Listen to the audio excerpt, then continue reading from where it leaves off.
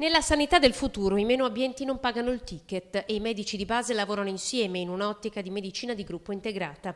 Medici, OSS e infermieri hanno compiti ben definiti e retribuzioni adeguate e il rapporto tra medici di base dipendenti e convenzionati è più proporzionato.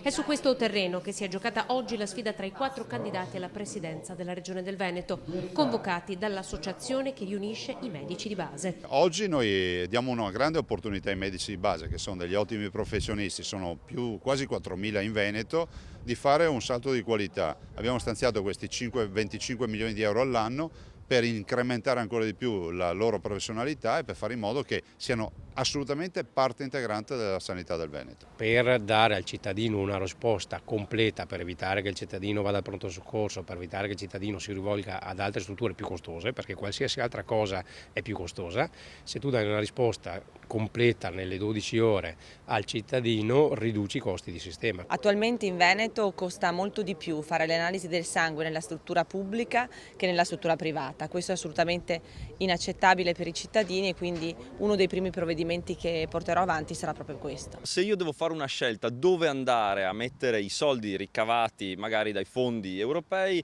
io penso a un reddito di cittadinanza che possa dare direttamente in mano a tutta la parte del sociale quell'aiuto concreto di cui ha bisogno. Sono 4.000 i medici di base in tutto il Veneto. Giovedì il primo passo verso le medicine di gruppo integrate.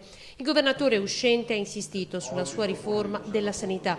Per Tosi il percorso invece va pianificato più gradualmente e il ticket va mantenuto soltanto per le classi più abbienti.